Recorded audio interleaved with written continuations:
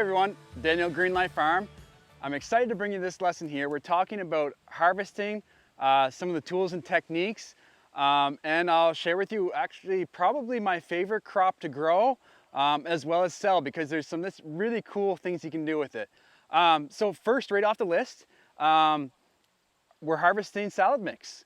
That's something that we grow here our entire season. So we want to make sure that we have our greens ready to go the very first week of selling, all the way up to the last week of selling. Now, the reason we do this is if you get a gap in between growing salad mix, sometimes you can lose that excitement and lose those customers that want to come back every single week. So really get that production brought in, get it tweaked so that you make sure that you got that salad mix every single week. So if this is your first year growing, it wouldn't hurt to grow just a little bit extra in between so that you know that, okay, I'm going to have some all the way through. Now, I will give you a little tip. Salad mix is usually only good for a 2-week period where you'll get a cut off it each week. After that, it can start getting a little ratty looking, a little damaged, and just won't be as good to sell. You don't want to get into that stuff. You want the quality premium lettuce mix. So first year selling, maybe instead of waiting 2 weeks to keep replanting, maybe do it every 10 days just to make sure that you're going to be safe. So jumping right into it, this is where we get to use our greens cut harvester. So you saw in the tool section where we went over it, I kind of explained a bit about it, but I actually want to show you how I use it. So we bring it over to our bed, we give that lettuce a nice cut, we put it in the tote, then we bring it over, wash all those greens, spin the greens dry, and then we package. Now, another tip for you. When you're using the greens cut harvester, you want to make sure that it gives a nice clean cut. You don't want to be all over your bed. You want to be on the same side that you're cutting. Now, another thing to remember, do not cut your greens right to the ground. They will be burnt off and they will die. You do not want to do that. You want to give a good, I would say 2.5, 3 inches still from the ground so that you're not going to kill off that salad mix. This is your money, guys. You do not want to ruin it. The other thing to remember, if you're expecting a hot day, you want to water that salad mix after you cut it. You don't want the heat to get on it, burn it off, and kill it. Another big thing to remember, when it comes to timing, there's only 2 times during the day where you can harvest your salad mix. And it's either first thing in the morning when it's still cool, or later in the evening when it's starting to get cool again.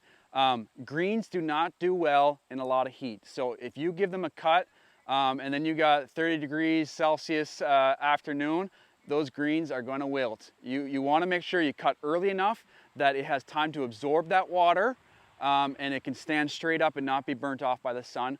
Or the same thing in the evening. You cut that and then you give it a water, and that water seeps in throughout the night and make sure those greens recover so you can come back for the second cut. All right, so we talked about my favorite crop, why we use the greens harvester. Now let's talk a bit about budgeting for your tools when you're starting your farm, specifically for harvesting. You really don't have to have a big budget. The one thing I'll recommend is you get that greens harvester in your budget. It's going to save you so much time.